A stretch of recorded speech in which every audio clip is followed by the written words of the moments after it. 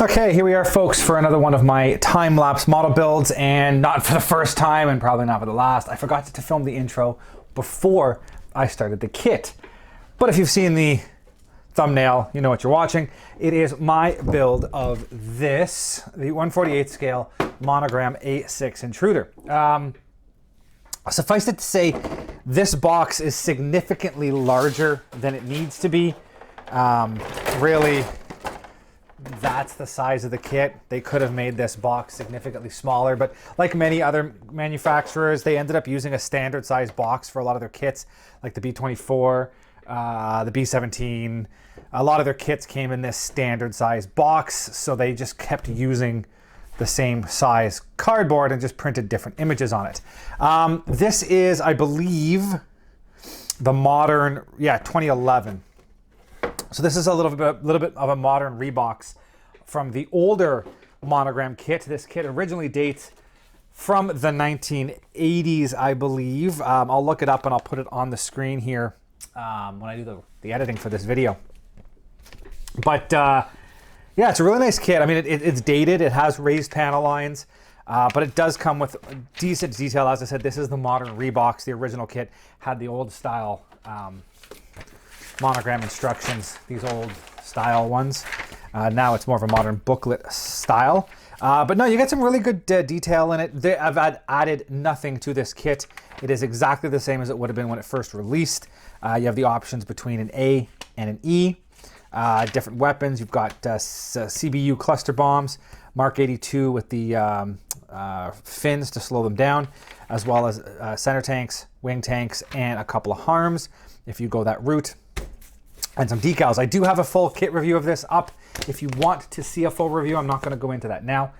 Decals that come in the kit, I didn't actually pull them out because I'm not using them. I want to be completing this kit with this, the Fightertown decals, colorful intruders. And if memory serves, I'm doing this one here. I gotta double check. It's been a little bit since I made it. I'm doing one of these two. I believe I'm doing this one here. I like them with the green. This one has the blue and yellow, but I have that scheme for an A-6B. So I wanted to go with something different than the blue and yellow. So I went with green and yellow. I also like, although I might have gone with this one because I like the, so that's an E, that's an A. I might be going, I think it's the top one I'm doing, but I'm still gonna add that stripe in the center. The only real difference between this was 4 years. This was 1977, this was 1981. Otherwise, it's got the same markings. But I'm probably gonna end up doing the top one with the slotted air brakes, but using this green stripe on the side. So that's what I'm gonna do. I like the old Navy scheme with the gray over white with the tan. I don't see enough of them. Pretty classic looking scheme. So I don't think I have anything over there that's gonna be even, yeah, nothing. So it'll be a nice addition. So let's jump right into it. As I said, this is going to be part one, which is gonna cover the construction and everything up to primer stage. And then part two, which will be coming out at a later date, will have everything from that primer on to completed kit. But let's jump right into it. You'll start to see the progress on this. And as always, my name is Sean, and this is Sean's Aviation.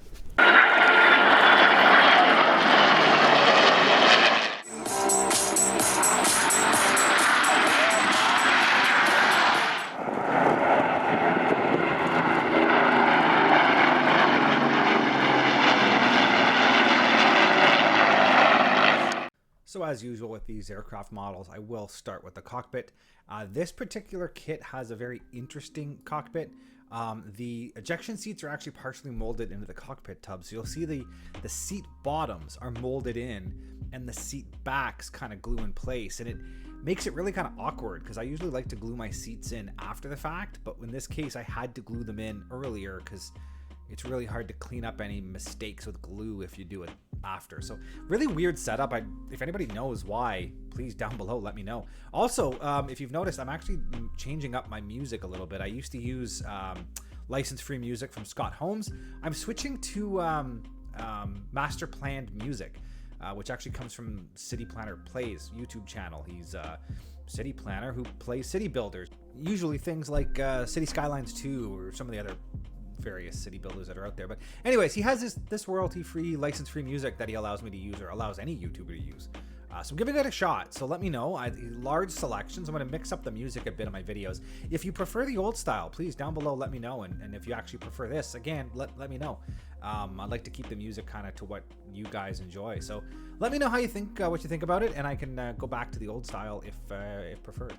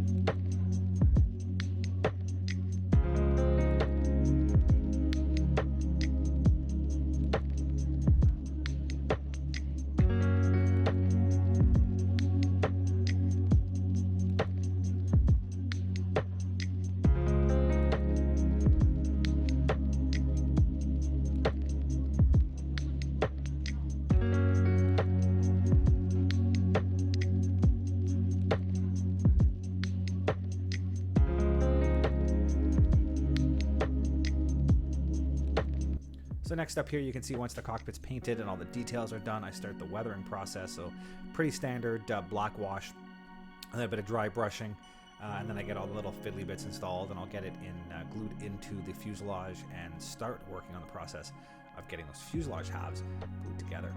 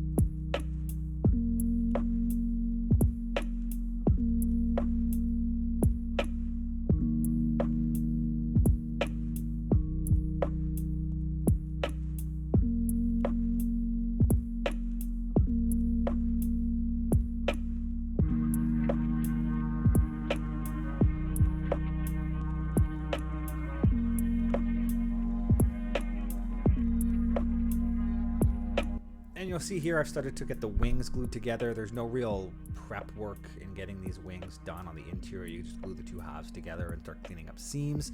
You'll also notice on the left the fuselage appears with my nose weights in place. That's just copper BB shot with a bit of white glue to hold it all together. I must have completely forgot to record the gluing in of that, but that's literally all I did. I just poured the weight in there and then poured a bunch of white glue over top and let it dry. So nothing special.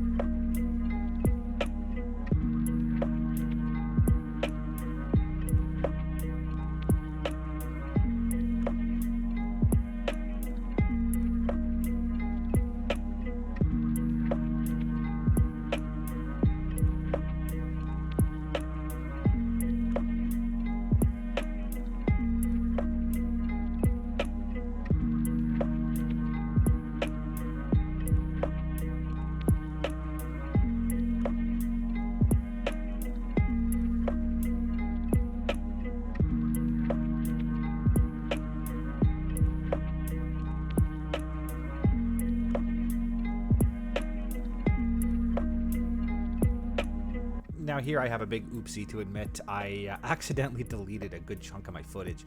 When my camera records, it also records like a data file that some programs can use to remember metadata for the filming. And I delete those. And in one of my instances, when I auto-sorted, I actually deleted the footage instead of deleting those files, and didn't realize until after the fact that it was unrecoverable. So there's a huge section here where you kind of miss me gluing the fuselage, the wings on. I mean, again, you didn't miss much, but there's a whole section that was missed. So apologies on that.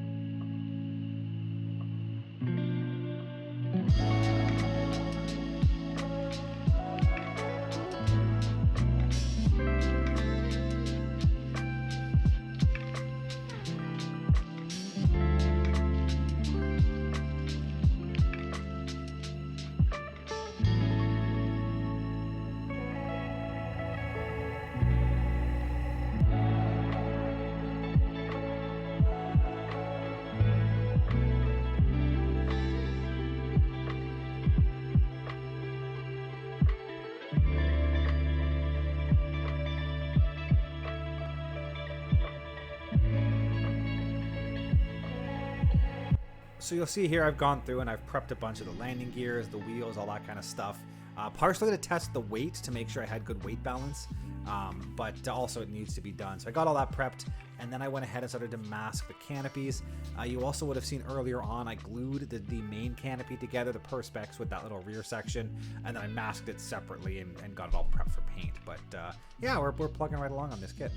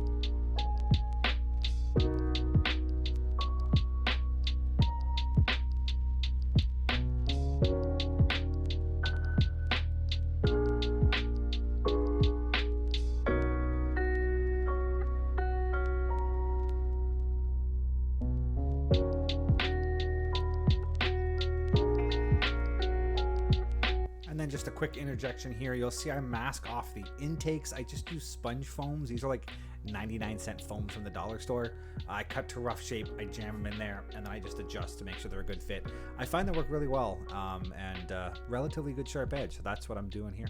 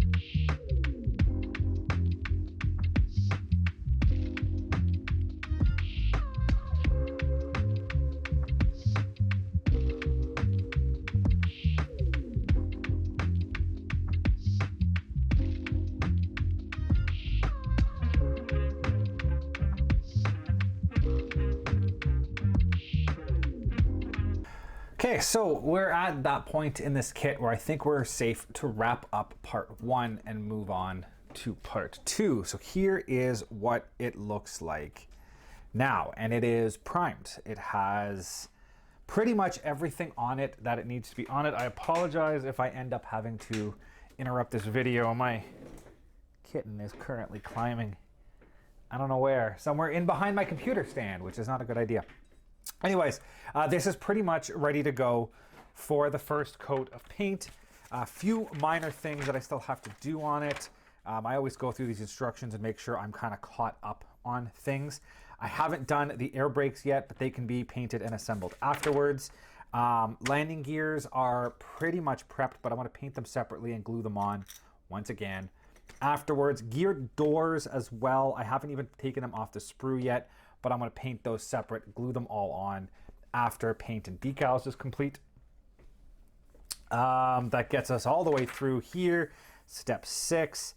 The canopies are finished. I haven't glued these mirrors on the inside, but that's just temporarily glued in place. I can pop it off, excuse me, after paint, and then it's going to be mounted in the open position. So that's waiting till later. What did she find? What is that?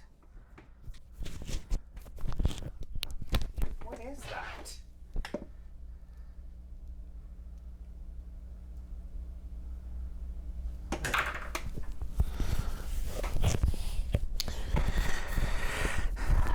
Weird. She just pulled some cable I didn't even know I had. It's like a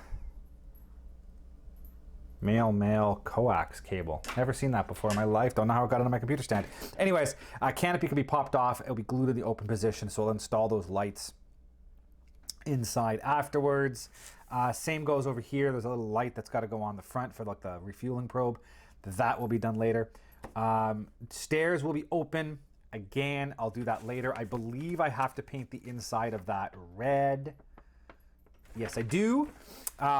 Same with all the edges of the doors, but again, all of that will be done later. I also have to paint some parts on the F14 red, so I'll do it all at the same time.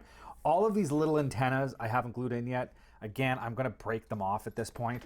So it's really easy to glue them on after the fact, but it's super glue, and then just touch them up by brush at the end. That gets us into weapons, which I have actually started. I have the, which you would have just seen just before I did this, this clip. These are all pretty much started. I'm going to paint all of these and glue them on after I'm done with the final painting. And I'm using cluster bombs. I'm going to go slightly different than the instructions. These show either cluster bombs on the inside or the drag bombs. I forget what they're called. There is a term for them. On the outboard, I'm going to go with a modified. I'm going to move the cluster bombs to the outboard.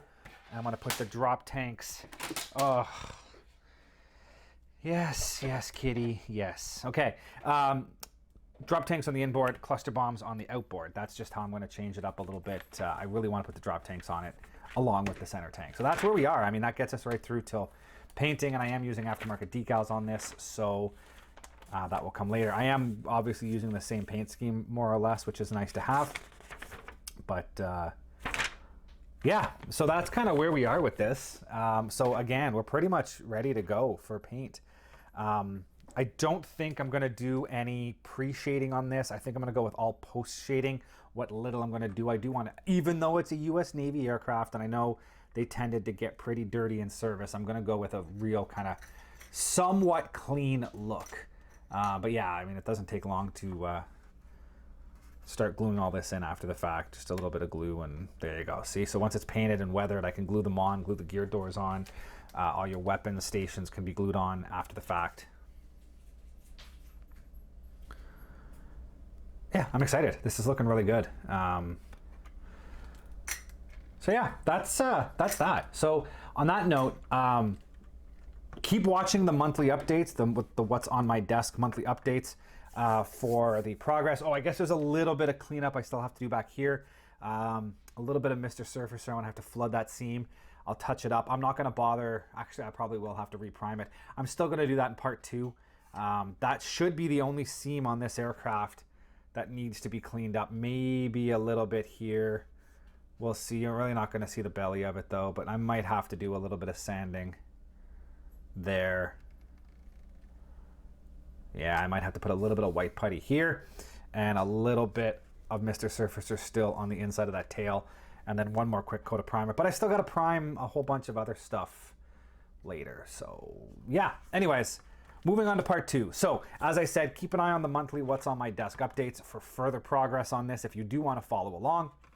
And then part 2 will be coming out probably in a few months, with this being completely finished. And luckily, she's still heavy on the nose. So all my work with the weights work perfectly well because she's very nose heavy. So it's going to sit on the gear quite nicely. So, okay. Yeah, we'll wrap it up. So that's that. Part 2 is coming up in a few months. Stay tuned for the monthly updates if you want to see progress on this. And yeah, thank you all for watching. We'll see you on part 2.